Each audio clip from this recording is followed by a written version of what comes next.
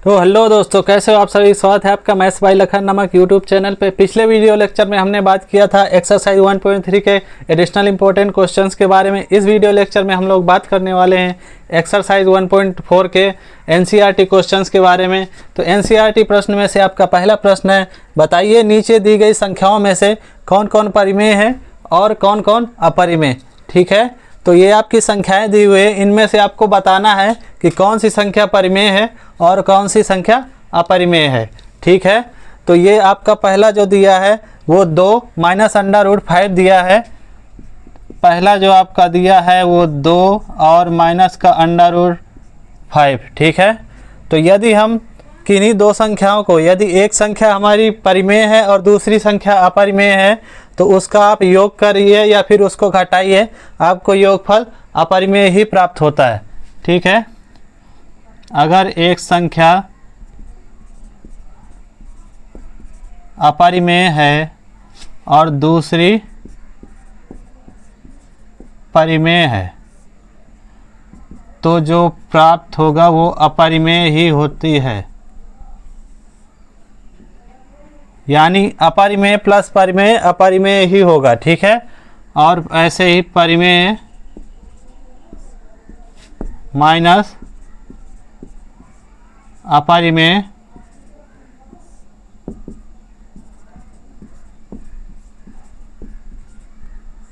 ठीक है, चाहे आप एक संख्या परिमेय है दूसरी संख्या हमारी अपरिमेय है, तो चाहे उसका योग कीजिए या फिर उसको घटाइए, हमारा जो प्राप्त होगा वो अपरिमेय संख्या ही प्राप्त होगी। ठीक है, तो ये हमारी एक संख्या परिमेय है और दूसरी संख्या जो √5 है, आप जानते हैं कि ये अभाज्य संख्या है जो हमारी रूट के अंदर है, इसलिए ये एक अपरिमेय संख्या है, तो ये हमारी अपरिमेय संख्या होगी। ठीक है, तो पहला हमारा क्या हो गया, अपरिमेय।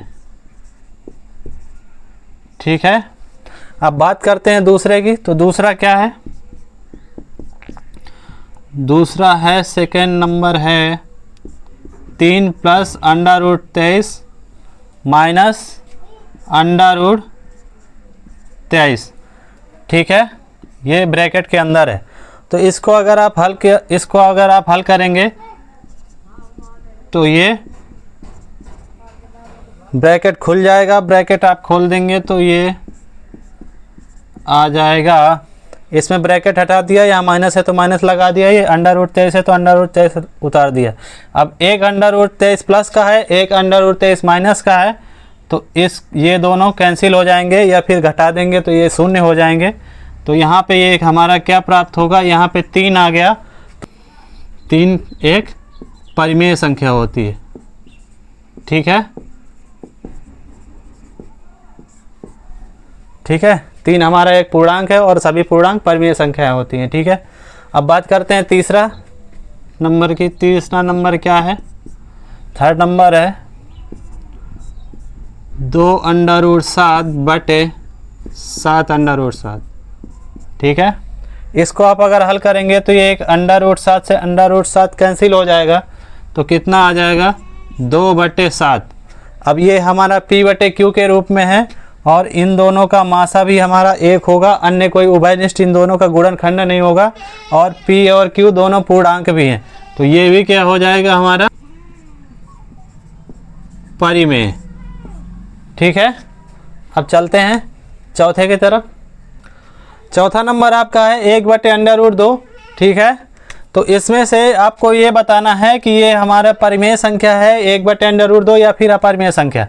तो आप देखेंगे कि ये हमारा p/q के रूप में तो है, परंतु ये हमारे p और q दोनों पूर्णांक होने चाहिए। तो p हमारा पूर्णांक है परंतु q हमारा पूर्णांक नहीं है, इसलिए ये भी क्या हो जाएगा, अपरिमेय। ठीक है, ये भी हमारी एक अपरिमेय संख्या होगी। फिर नंबर 5 हमारा क्या है, 2 × पाई। 2 × पाई। ठीक है, तो जैसे कि आप जानते हैं पाई एक हमारी अपरिमेय संख्या होती है, तो पाई अपरिमेय संख्या होती है और 2 हमारा पूर्णांक है, यानी ये परिमेय संख्या है। तो अगर किसी परिमेय संख्या का अपरिमेय संख्या में हम गुणा करें, अपरिमेय संख्या में हम गुणा करें, तो जो गुणनफल हमें प्राप्त होगा वो अपरिमेय ही प्राप्त होगा। वो सदैव अपरिमेय प्राप्त होता है। ठीक है, तो इसके अकॉर्डिंग ये हमारी क्या हो जाएगी, ये भी एक अपरिमेय संख्या हो जाएगी। ठीक है, तो नंबर 5 भी क्या हो गया, अपरिमेय। ठीक है, ये प्रश्न संख्या 1 आपका हो गया। अब चलते हैं प्रश्न संख्या 2 की तरफ। प्रश्न संख्या 2 आपका है, निम्नलिखित व्यंजकों में प्रत्येक को सरल कीजिए। ठीक है, तो इसमें से आपको ये दिए हुए हैं व्यंजक, इनको आपको सरल करना है यानी हल करना है। ठीक है, तो पहला आपका है 3 + √3 एक ब्रैकेट में और दूसरे ब्रैकेट में है 2 + √2। ठीक है, तो इसको आपको हल करना है। तो इसमें कोई हमारा फार्मूला नहीं बन रहा है और ना ही तो इनको हमें इस ब्रैकेट को गुणा कराना है। पहले इस 3 का गुणा हम इस 2 से कराएंगे, तो 3 का गुणा 2 से होगा तो 3 दूनी हो जाएगा 6। और फिर उसके बाद ये प्लस है तो आप प्लस लगा दीजिए। फिर इस 3 का गुणा इस √2 से होगा तो कितना हो जाएगा, 3 √2 हो जाएगा।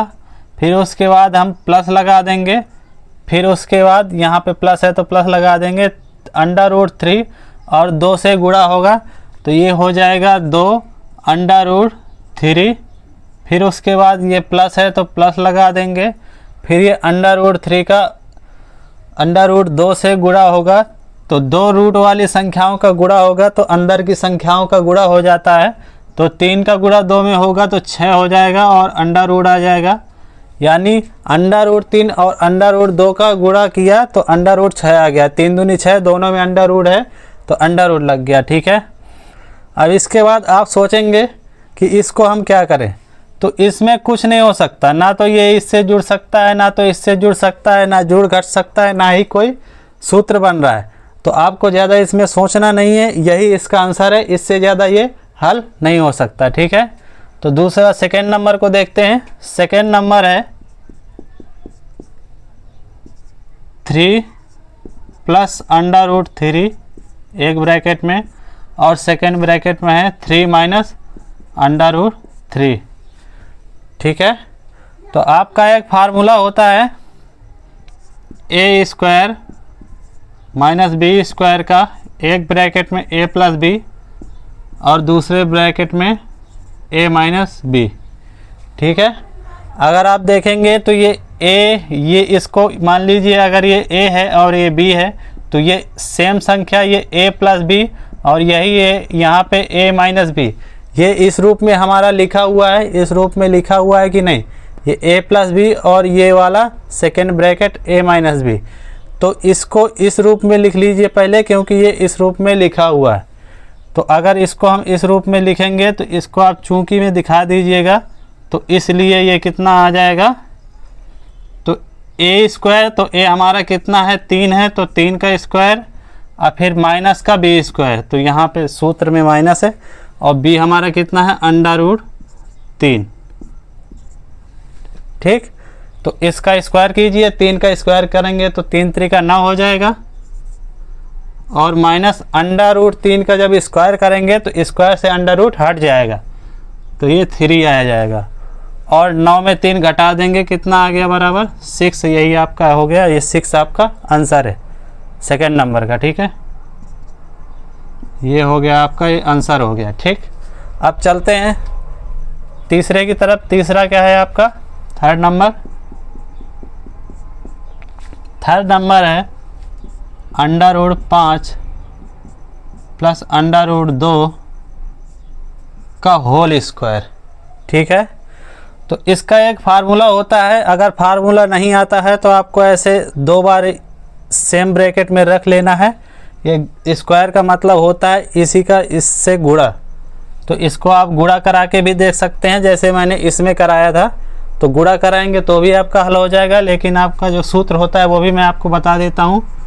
a + b का होल स्क्वायर का जो सूत्र होता है वो होता है a² + b² + 2ab। ठीक है, ये अगर ऑर्डर इधर उधर हो जाएंगे आप कर सकते हैं, इससे कोई दिक्कत नहीं होती। 2ab बीच में रख देंगे, b² लास्ट में रख देंगे, आंसर में भी ऐसा हो जाएगा तो भी आपका प्रश्न गलत नहीं होगा, आंसर गलत नहीं होगा। ठीक है, तो ये हमारा a और b का होल स्क्वायर, a + b के होल स्क्वायर के रूप में है।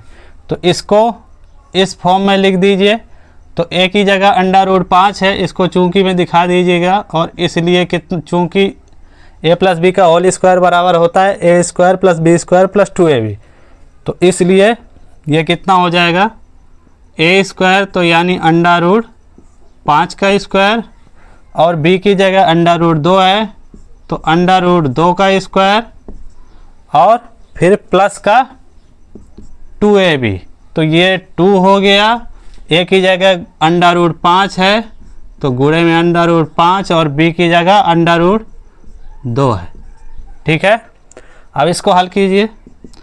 तो अंडर रूट से स्क्वायर से अंडर रूट हट जाता है तो ये 5 आ जाएगा, और ये भी अंडर रूट में है तो ये भी 2 आ जाएगा, और ये दोनों में अंडर रूट है तो संख्याओं का गुणा हो जाएगा और अंडर रूट लग जाएगा। तो यहाँ पे प्लस, और ये 2 अंडर रूट 5 का 2 में गुणा करेंगे तो 10। ठीक है, अब ये 5 और 2 ये जुड़ जाएंगे, दोनों प्लस प्लस के हैं, 5 2 7 प्लस 2 अंडर रूट 10। ये आपका उत्तर हो गया। ठीक है, अब चौथे को देखो। चौथा नंबर है आपका रूट 5 माइनस अंडर रूट 2, और दूसरे ब्रैकेट में है रूट 5 प्लस का अंडर रूट 2। ठीक है, तो आप देखेंगे कि यहाँ पे मैंने आपको एक फार्मूला लिखवाया था a square minus B square का, तो a कोष्टक में a प्लस बी, एक ब्रैकेट में a माइनस बी, तो ये भी आपका उसी फॉर्म में है, ये a माइनस बी और ये दूसरा है a प्लस बी। तो a की जगह आपका रूट 5 है, b की जगह, तो आप इसमें लिख सकते हैं चूंकि a square minus B square बराबर a plus B comma a minus B, इसलिए ये कितना हो जाएगा,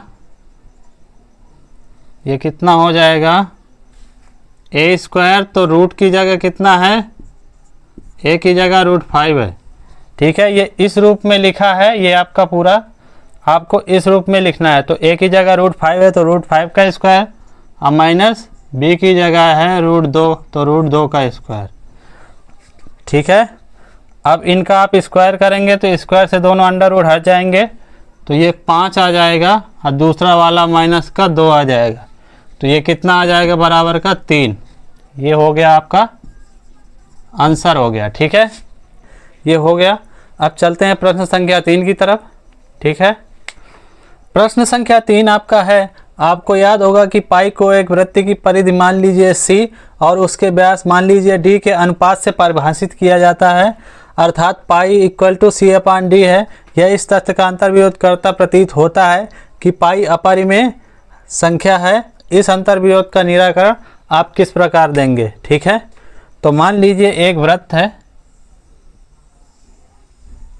ठीक है, इसका केंद्र क्या है, O है।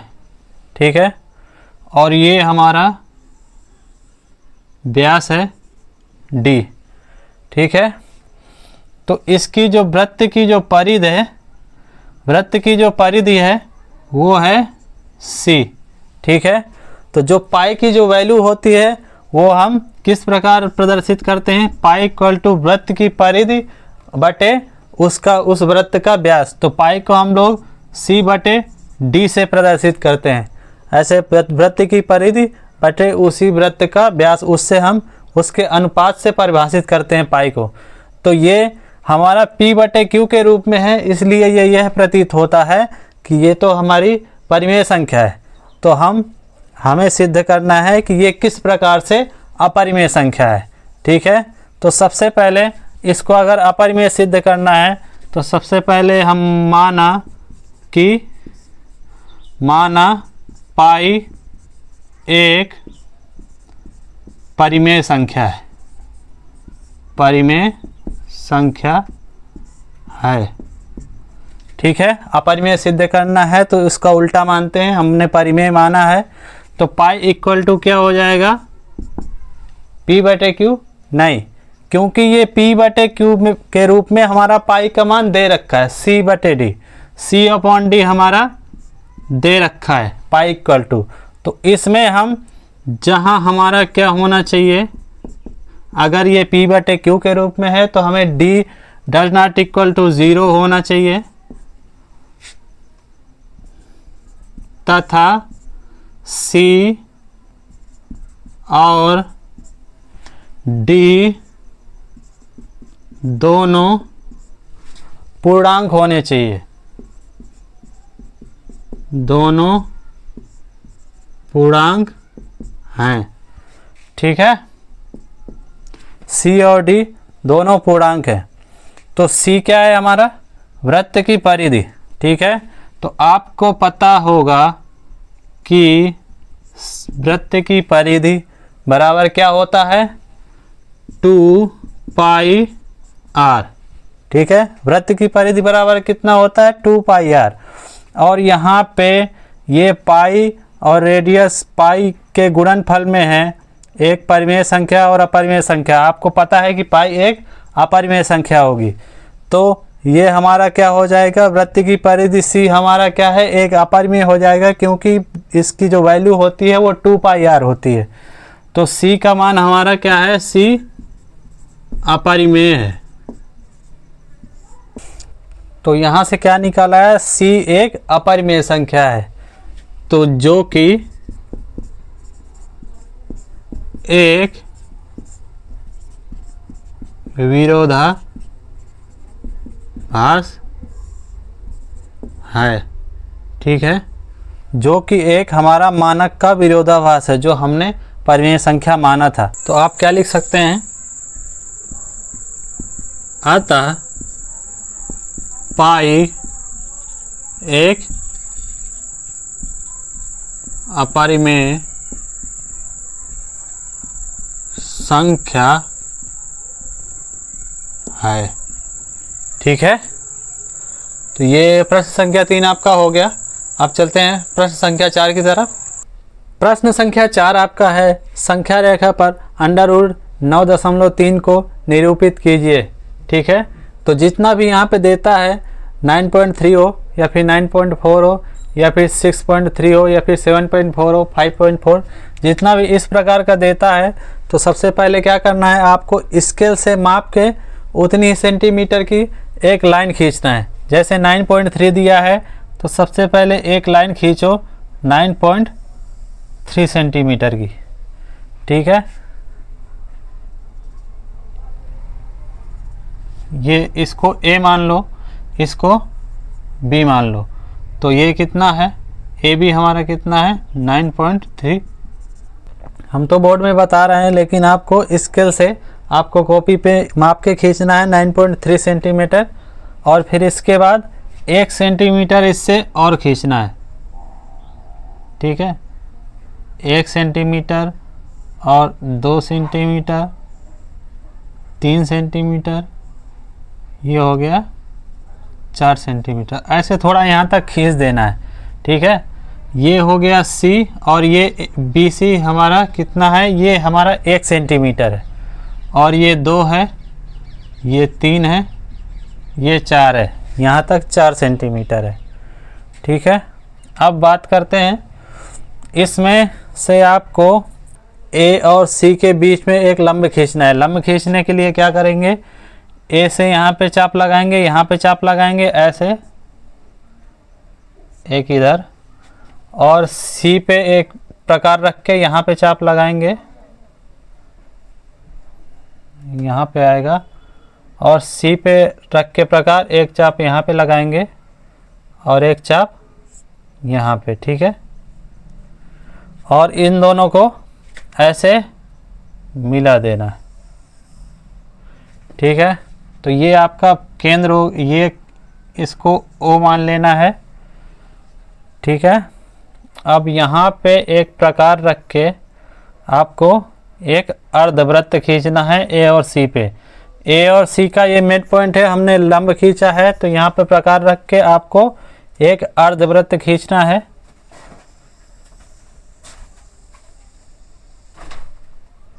ऐसे आएगा कुछ। ठीक है, ऐसे आएगा। फिर आपको क्या करना है, इसको मिला देना है, ठीक, और इसको भी मिला देना है। तो इसको आपको एक पॉइंट डी मान लेना है, ठीक है। अब ए और बी हमारा कितना है 9.3 सेंटीमीटर, और बी और सी कितना है 1 सेंटीमीटर, ठीक है। तो इसको क्या करेंगे, सबसे पहले इसको आपको ओ और सी निकालना है। ओ सी निकालना है तो अगर ए सी हमारा ज्ञात हो उसका हम आधा कर देंगे तो ओ सी हमारा निकाल आएगा। तो ए सी बराबर कितना होगा, ए बी बराबर, तो ए बी बराबर कितना है, ए बी बराबर 9.3 सेंटीमीटर है, जो हमने सबसे पहले लिया था ए और बी। फिर उसके बाद बी सी बराबर 1 सेंटीमीटर है। अगर ए सी बराबर हम निकाल लेंगे तो ए बी और 1 सेंटीमीटर जोड़ देंगे तो ए सी बराबर कितना हो जाएगा, ए बी और ये बी, जो ए बी और बी सी जोड़ देंगे तो ए सी निकल आएगा। तो 9.3 प्लस 1 कितना हो गया 10.3 सेंटीमीटर, ठीक है। ये हमारा 9.3 सेंटीमीटर था, ये 1 सेंटीमीटर था, इन दोनों को जोड़ दिया तो इसकी, तो ये निकल आया हमारा 10.3 सेंटीमीटर। अब हमें इसकी एक भुजा निकालनी, ये ओ सी निकालना है। तो ओ सी कितना हो जाएगा हमारा, ओ सी हो जाएगा, ओ सी बराबर ए और सी इसका आधा होगा, क्यों, क्योंकि ओ सी हमारी वृत्त की त्रिज्या है और ए सी इस पूरा अर्धवृत्त का हमारा व्यास है। तो इसका आधा होगा 10.3/2, ठीक है। ये 10.3/2 आ गया। अब अगर ये ओ सी हमारी एक त्रिज्या है 10.3/2 आई है, तो ये ओ और डी ये भी वृत्त की परिधि और केंद्र को टच कर रही है, तो ये भी हमारी एक त्रिज्या है। तो हम लिखेंगे चूँकि ओ डी बराबर ओ सी, तो बराबर हो जाएगा 10.3/2, ठीक है। तो ये हमारी कितनी निकाल आई 10.3/2। अब इस त्रिभुज में अभी हम ओ बी निकालेंगे। ओ डी हमारी निकाल आई त्रिज्या के थ्रू, तो अभी हम ओ बी निकालेंगे। तो ओ सी हमें ज्ञात है और बी सी भी हमें ज्ञात है, तो इसमें से अगर हम इसको घटा देंगे तो हमारा ओ बी निकल आएगा। तो ओ बी बराबर हो जाएगा ओ सी माइनस बी सी। तो ओ सी कितना है 10.3/2 और -1। अब ये जब -1 होगा तो इसके बटे में 1 हो जाएगा और यहाँ पे आ जाएगा ये 2 आ जाएगा एलसीएम में, और इसका जब गुणा होगा तो ये 10.3 आ जाएगा और यहाँ पे -2 आ जाएगा। तो 10.3 में से 2 घट जाएगा तो कितना बचेगा 8.3/2, ठीक है। तो ये ओ बी हमारा कितना आ गया 8.3/2, ठीक है। ये ओ बी हमारा 8.3/2 आ गया और ओ डी आ गया हमारा 10.3/2। अब हमें बी डी निकालना है, बी डी जो कि लंब है। तो आपको पता होगा कि पाइथागोरस प्रमेय से लंब का स्क्वायर बराबर होता है कर्ण का स्क्वायर माइनस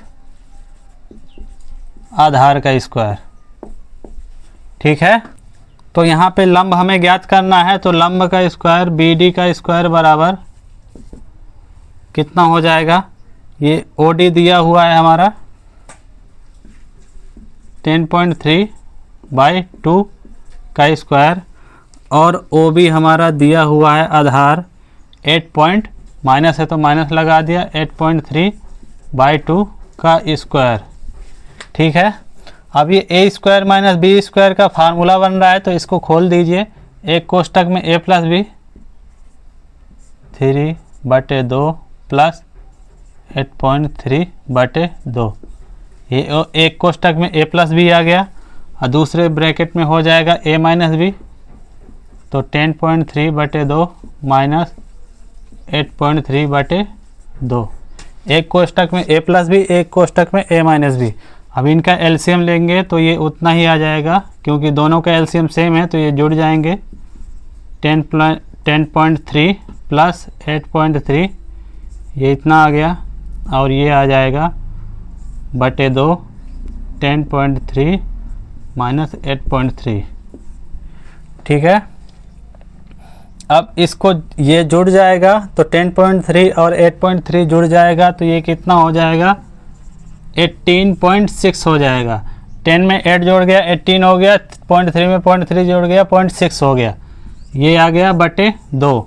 और ये घटे जाएगा 10.3 में से माइनस 8.3, तो बचेगा 2 बटे 2, क्योंकि 0.3 में 0.3 घट गया, 10 में 8 गए 2 आ गया।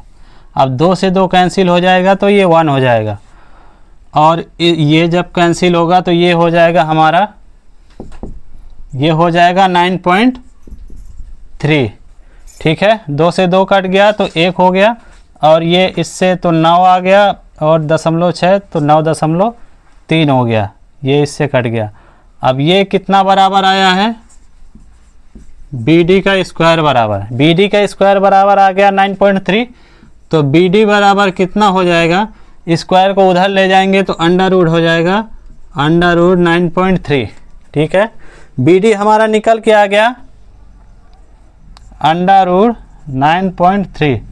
ठीक है, यही तो हमें निकालना था 9.3। रूट 9.3 हमें संख्या रेखा पर दिखाना है, तो आपको क्या करना है, प्रकार से इसको माप लेना है और इसको ऐसे माप के ऐसे डैश डैश डैश डैश करके इसको ऐसे दिखा देना है। सेम आप जब माप के करेंगे तो ये ऐसे ही आएगा। ठीक है, इसको 3 सेंटीमीटर के बाहर ही रखना है, क्योंकि 9 का जो वर्गमूल होता है वो 3 होता है, तो 9.3 का जो वर्गमूल आएगा वो 3 से थोड़ा सा अधिक आएगा। तो आप अगर स्केल से नाप के करेंगे तो आपका एक्यूरेट इतना ही आएगा, तो आपको 3 से बाहर ही दिखाना है। तो आप यहाँ पे लिख सकते हैं, चूंकि इसको एक पॉइंट आप ई मान लीजिए, चूंकि BD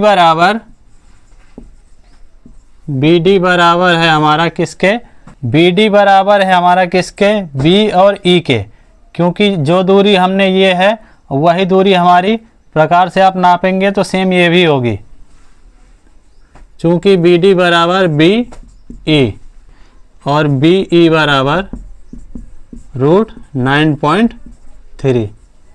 ठीक है, तो ये BE बराबर रूट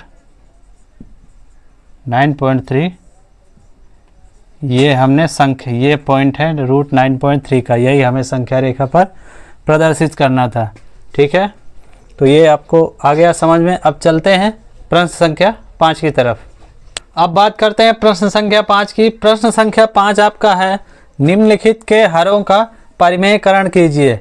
ठीक है, यानी कि जो हर हैं इनके वो अपरिमेय हैं, हरों में अपरिमेय संख्या दी हुई है, तो परिमेयकरण का मतलब है उसको हमें परिमेय करना है। तो हरों का परिमेयकरण कैसे करते हैं, जैसे ये अंडर रूट 7 है, तो इसमें अगर हम अंडर रूट 7 का गुणा करा दें तो क्या हो जाएगा, अंडर रूट 7 का स्क्वायर हो जाएगा। स्क्वायर से क्या हो जाएगा, अंडर रूट हमारा हट जाएगा, तो केवल 7 रह जाएगा और वो हर हमारा परिमेय हो जाएगा। ठीक है, तो पहला क्या हमारा दिया हुआ है, 1 बटे अंडर रूट 7। ठीक है, तो इसमें अंडर रूट 7 से गुणा तथा भाग करा देना है, यह हम लिख सकते हैं ना, क्योंकि इससे काटेंगे, इससे काट देंगे तो यही हमारी संख्या आ जाएगी। अब अंडर रूट 7 का अंडर रूट 7 में गुणा होगा तो कितना आ जाएगा, ये हो गया रूट 7, रूट 7 का 1 में गुणा का है तो रूट 7 आ गया, और यहाँ से हो जाएगा अंडर रूट 7 का स्क्वायर। ठीक है, और स्क्वायर से क्या हो जाएगा, अंडर रूट हट जाएगा, तो रूट 7 बटे 7। अब यहाँ पे क्या हो गया, ये हर हमारा परिमेय हो गया। तो ये आपका आंसर हो गया। दूसरा नंबर क्या है, 1/√7 माइनस √6। ठीक है, ये हमारा √7 और √6 दोनों ही अपरिमेय संख्याएं हैं, तो हर हमारा इसमें अपरिमेय, हमें इसको परिमेय करना है। तो हमारा एक सूत्र होता है a² minus b² equal to a plus B, a² minus b² equal to, एक ब्रैकेट में a प्लस बी होता है, एक में a माइनस बी होता है। ठीक है, तो अगर हमारा ये a माइनस बी के रूप में है तो हमें a प्लस बी से गुणा करा देना है अंश और हर में, तो हमारा इस रूप में बन जाएगा। तो चाहे इसमें रूट हो या फिर इसमें रूट हो, दोनों रूट हट जाएंगे। तो हमारा ये a माइनस बी के रूप में है, तो हमें a प्लस बी से ऊपर नीचे में गुणा करा देंगे। तो 1/√7 माइनस √6, इसमें हम गुणा भाग करा देंगे किससे, √7 प्लस √6 और बटे में √7 प्लस √6।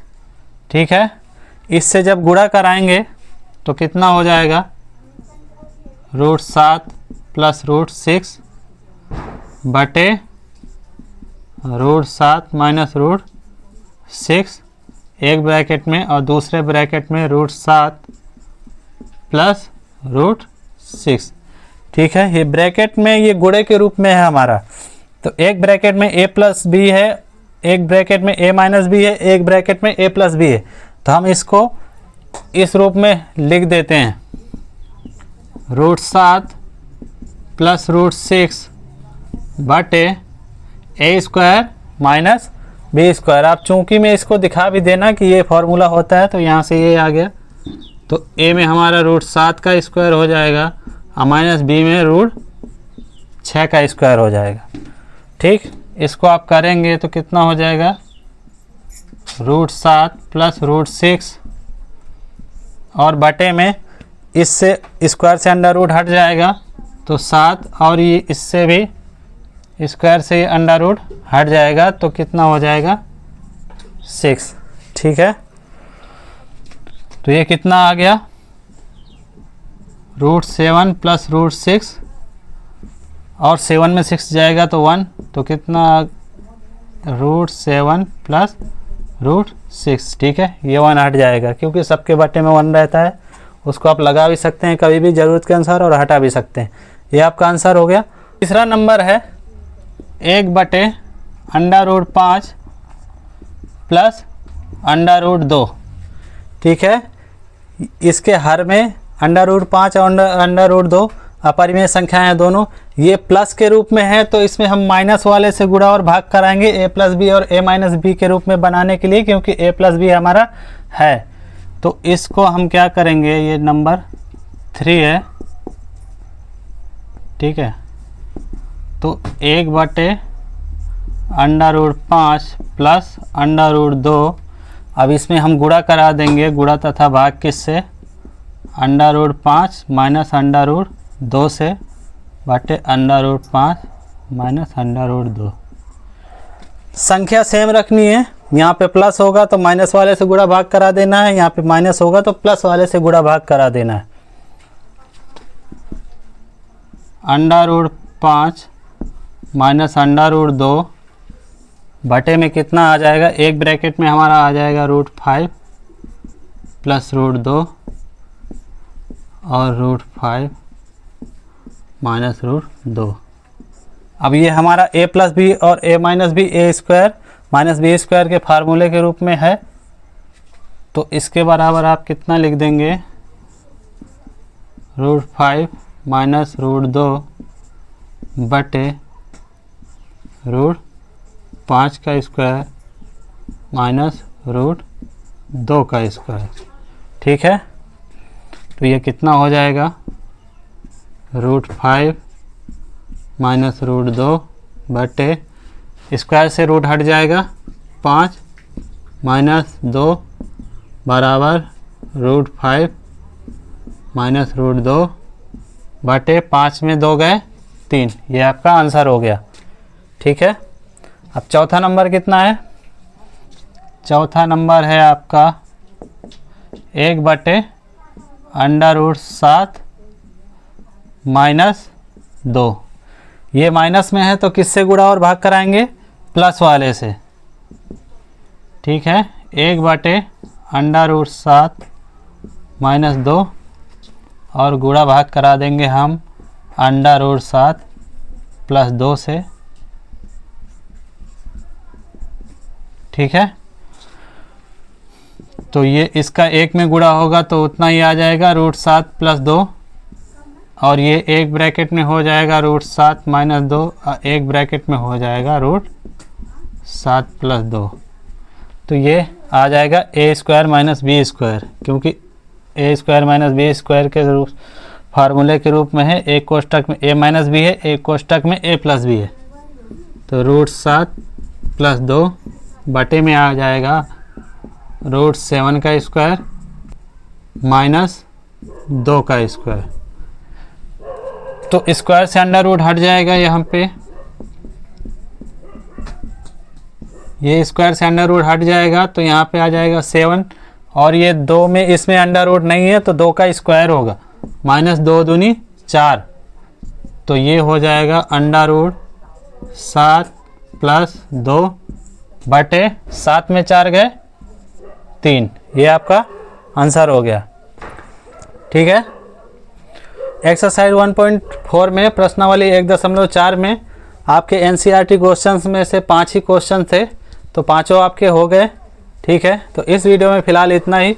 अगर वीडियो अच्छी लगी हो तो लाइक करें, सब्सक्राइब करें और दोस्तों के साथ शेयर करें, और कमेंट करके ज़रूर बताना कि वीडियो कैसी लगी। ठीक है, थैंक यू।